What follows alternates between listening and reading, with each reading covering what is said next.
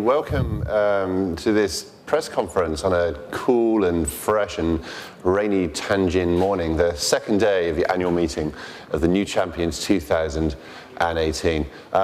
You don't see me as much. My name is Oliver Kahn. I don't do as many press conferences as I used to do, but I do my favorites. I do ask for special dispensation once in a while to come out of retirement to help announce the news that I find personally most exciting. I work for the World Economic Forum. I'm the head of media content here. For the past 5 years, it's been one of my greatest pleasures launching what we call the Emerging Technologies of the Year list. It's been a wonderful collaboration over these years with first the World Economic Forum's Global Agenda Councils and now the Global Future Councils and the World Economic Forum's Expert Network. I have two members of that network here to talk a little bit more about these technologies. First of all, I'm just going to go over a couple of my favorites just to get the party started. Well, who isn't going to be excited about plasmonic materials? You may not have heard of plasmonics, but they're already being used for battery developments and monitoring health, and they could well lead to invisibility cloaks in the not-so-distant future. Who knows? Lab-grown meat. Well, we all know the environmental damage and unsustainability of human appetites for meat and protein. What about if we get our protein from meat which tastes just as good, looks like meat, has all the characteristics, but is grown in a lab? Could that be a major answer to the sustainability drive our planet needs to make? Who likes the idea of arguing with your Alexa or your Siri when you wake up in the morning? It's not a matter of just being told what time it is or what weather it is, but AI is moving so fast that the machine learning technologies behind these personal digital assistants is now going to mean that in the future they'll be able to offer you advice and possibly even answer back. So, as I said before, delighted to have members of the Expert Network that put this list together. I'm going to invite each of them to talk a little bit about their special subjects, and then we'll have some time to take questions from you and also from myself, hopefully. On my immediate left, joined again by Mariette DiChristina, an old friend. Great to see you again, Mariette. Great to see you. Thank you. Mariette is editor-in-chief of Scientific American, been with us working on this list for 5 years, as has Andrew Maynard. Andrew, you're professor at the School for the Future of Innovation in Society at Arizona State University. Welcome back again. Very nice to have you. And we're about to be joined, and the camera will soon see our third panelist, Sang-Yup Lee, who's Distinguished Professor and Dean of the Korea Institute of Advanced Science and Technology in the Republic of Korea. Mariette, let's start with you. What has been different or most exciting or noteworthy about this year's list over the 5 that we've been doing it together? One of the things I love about our list every year is how they follow how human innovation is emerging itself. And so this year we're seeing AI constantly throughout the list. You mentioned a couple of favorites of mine as well.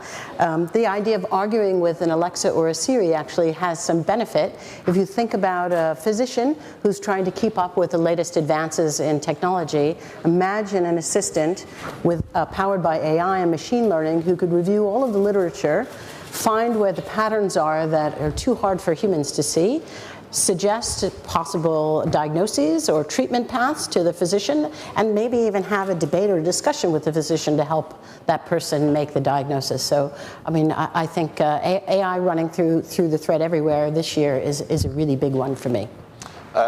AI seems to be a huge topic, and it's working its way through most of the technology sessions at this meeting as well. Is it everywhere? Are we going to be seeing AI for the years ahead? Another place we see, yes, we are, actually. We've been seeing it for a while now, but what's happening is it's becoming a lot more sophisticated as it continues to progress. Another entry in this year's top 10 list that I like a lot is advanced diagnostics for precision medicine, which are also powered by AI.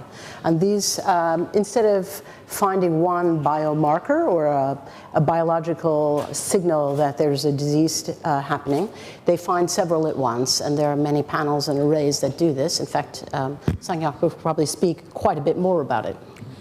Wonderful. And we'll go to our panelists first. I just want to go through a couple of previous emerging technologies just to give you a taste of kind of how we like to feel we're fairly on trend and kind of ahead of the curve. In 2016, for example, we talked about blockchain and we talked about autonomous vehicles. Now, alongside AI, there are a few sessions that aren't talking about the blockchain, not just at this meeting, but our other meetings and in conferences around the world. Whenever we put out a press release, I know this for a fact, blockchain is one of the most exciting and most interested areas. So huge areas of topics, and nobody was really talking about it in 2016.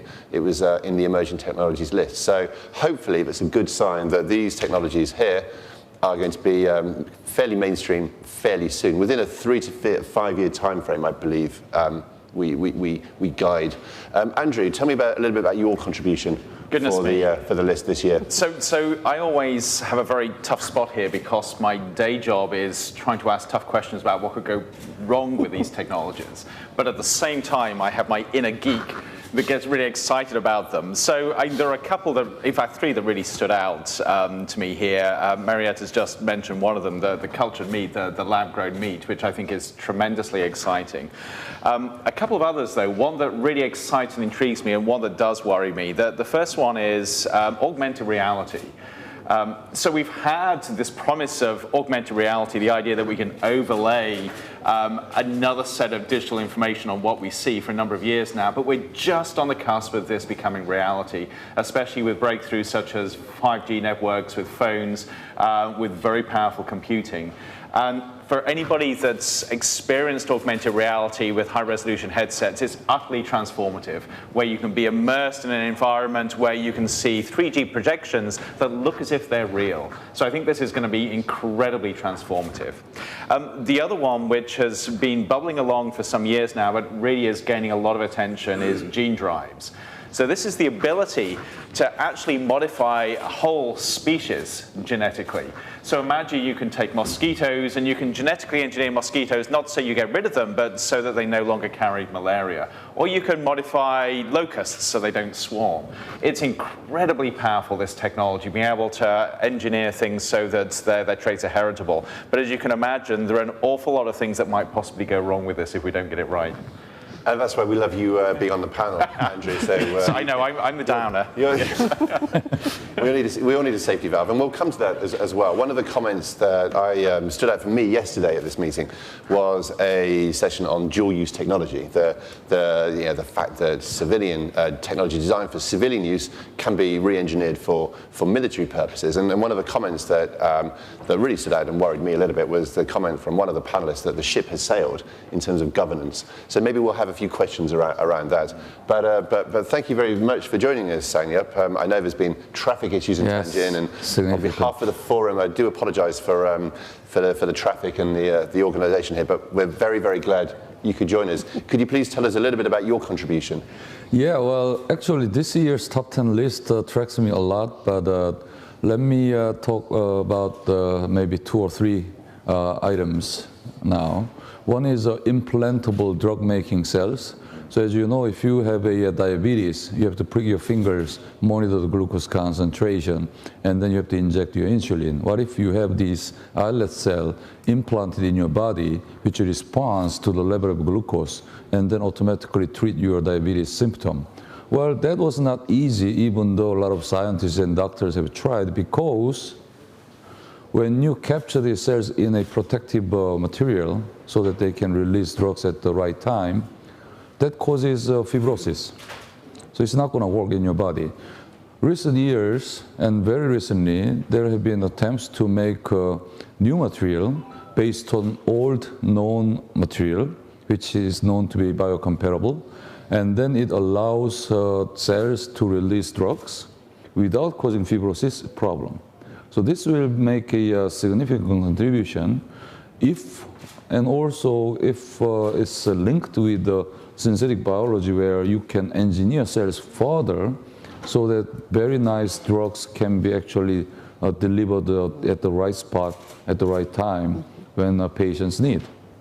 Another technology that drew my attention was electroceuticals. So as you know, electroceuticals, by the name, it says, oh, it must be doing something with your neurological disorders because, you know, our neurons are all electric responsive. However, recent studies shown that actually neurological transmitters or neurotransmitters can be released at a desired location, such as spleen, which will in turn trigger release of certain chemicals that prevents inflammation, for example. So that was first a good demonstration that actually electrical stimuli can deliver chemicals that can suppress some bad symptoms. So I like that idea of electroceutical. Maybe if I had one more thing, AI for materials. I love that because I use that already. So artificial intelligence can be used to scan through all the known chemical reactions to design very complicated reaction steps much, much faster and efficiently than humans can do. I use it for scanning drug-drug interactions. There has been about 2,159 known drugs. So if you take 2 drugs, which you will most likely when you get older, and there might be some unknown drug-drug interactions which can be damaging your body.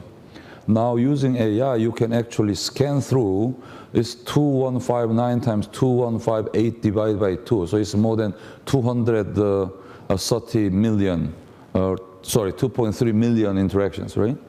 And then we were able to identify potentially harmful reactions that correspond to about more than 430,000.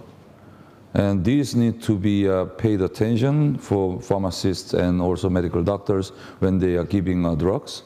And I think AI for materials will even further advance to link all these things together. So essentially what we're looking at is, through the use of machine learning and artificial intelligence, a huge acceleration Absolutely. of the speed of discovery. Absolutely. One question for me before I open it up to my friends on the floor. A lot of these technologies have been around. Electroceuticals have been around. The diagnostics, the personalized medicine has been around. What's happened in 2018 to make this, get these onto your list? I think, yes, you are right in that these, technologies have been around for their potentials. But I think this year it actually been demonstrated in a small clinical setting as well. So I think that's why, okay, now these technologies are one step closer to a real life. And that's why it's selected in this year's list. For me also, they've taken a leap forward. So, this Shakespeare said there is nothing that is new under the sun. Everything is part of a long continuum of change in human history.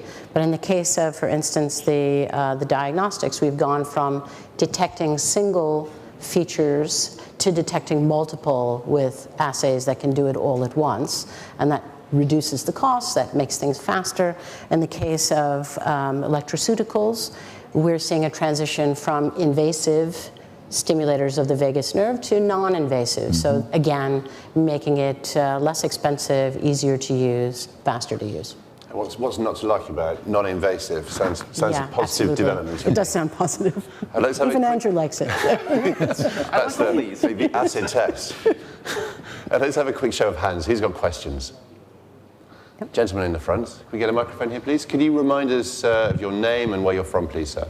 Okay, my name is Neil, from the media. And actually, my question is, you talk about a lot of advanced technologies, but I think in China, the health is a major issue. And the cancer, we think, is the top of the diseases that cause the many deaths. And so what I want to know is what the advance in the curing the cancer, and is there any mass,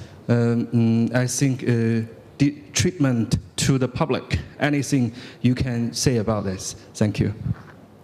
Question on cancer. Let's just see if there's any other questions first. Anybody else? Okay. Professor, yeah, maybe I can start. So advanced diagnostics for precision medicine can help from this year's list, because cancer patients, even though they have been diagnosed with, for example, lung cancer or gastric cancer, actually they are different from person to person. So we're not going to be able to treat cancer individual specific because it's going to be too much costly. However, we can at least group subpopulations who are most likely to be responsive in a similar manner and most likely to receive this treatment and work better. That's called precision medicine. Now, this year's list includes these advanced diagnostics, which can classify not only biomarkers, but also pan-omic scale data that can classify patients into certain subpopulations that can immensely help treat cancer patients better than before. So that's one contribution I can say. It's a sobering thought when sometimes, I believe in the US now, the average age is actually declining for the first time. So yeah, we are working very, very hard to improve science. Yes. At the same time, new challenges are coming in and facing us, hitting us in the face. Okay, whilst we wait for other questions, a curiosity from myself. I've been doing this list, as we all have, for a few years now, and I look forward to it every year. There's a lot of AI this year. We've established that. There's a lot of health-related technologies. We've established this. But one area where I've become accustomed to seeing technologies emerge is the kind of sustainability in the energy space. And my question is, why is that less of a focus this year? And given your ability to have a long range into the future, do you think that we're going to see a kind of plateauing off of certain technologies and certain areas of advance? Maybe research funding is going in unequal divisions across various areas. What's your take on the situation? So I don't think it's an issue of funding pulling back. I think it's just that we plateau in some areas temporarily. So if you look at the discussions around this year's list, it wasn't that there was a lack of advances in areas related to sustainability. It's just that other things really caught our attention and sparkled. But I would also say that if you think about big questions around sustainability, how do we use energy better? How do we use renewables? How do we stop polluting the earth as much as we do? Many of the technologies here are directly applicable to that. So you've got to draw a line between the capability and what we can actually do with it. So for instance, AI designed materials, if you're looking at physical materials, this is where we have the ability to build much better batteries because we can discover materials that have never previously existed. So I think there is that strong connection there. It's just a little bit under the surface. And also, this is 7th edition of Top 10 Emerging Technology already, which means that we have already disclosed the 60 different emerging technologies, which cover a lot of those technologies. And one of the rules when we are selecting the list is that we're not going to list the same thing again. So even though some of those emerging technologies appeared, say, 3 years ago, are still important and rapidly advancing, well, that has been already covered, so it's not going to be listed again. I'm not going to test you on the 60 past and present emerging technologies. But Mariette, you're the editor-in-chief of the world's best-known science publication. Give us the benefit of your vision as to other exciting areas that maybe we could be looking forward to reading about in a year's time. One of the things I always look forward to seeing is new materials advances, especially. So it was very resonant with me, this idea of using AI for creating new materials that Sangyapa's talked about, but also the plasmonics. So just like you were saying at the beginning of our chat that, last year we were talking about blockchain, it wasn't really out there, now it's everywhere. Plasmonics, I suspect, would be one of those technologies that we start to see very routinely under a lot of different areas. For instance, they're already used as sensors. You've mentioned the fun Harry Potter idea of, because these manipulating the plasmons on the surface can deflect light, you can actually reduce the visibility of something and create a quote-unquote invisibility cloak. But there are many other advances that you can use that technology for, from sensing to manipulating material in many ways, and there's a lot of money flowing in to do that. Just see if there's any more questions. If not, I've got one to close on, and it's one for Andrew. So let's go back to that governance issue. And do you agree with that comment that the ship has sailed when it comes to convening the right leadership and the right energy and ingenuity to create an environment where we can govern any negative uses and side effects of these technologies? No, I don't. And I don't because I think that that's partially just too depressing a thought, but also I think there is optimism here. If you look at these technologies, there is tremendous potential to improve people's lives. And we can't afford to turn our back on that and say that the ship sailed. I think we've got an uphill struggle. So definitely the gap between what we can achieve with technologies and how we understand how to do that safely and beneficially is widening. And we've got to get smart at how we narrow this gap. And that's exactly actually what we're doing through the forum with ideas such as agile governance. How do we develop approaches to ensuring that the safety and the responsibility of technologies by closing that gap using innovative methods? So I don't think that the ship has sailed. I think we have a huge uphill struggle in front of us, but I actually think that we have the innovative capabilities to close that gap. Thank you so much. And that is indeed what we'll be trying to do here at the annual meeting of the New Champions 2018. Thank you very much for joining us this morning. And it's been difficult getting in. I appreciate that. And it's wonderful to have this annual engagement. And thank you so much for joining us here in the room and watching us live online. This session is now over.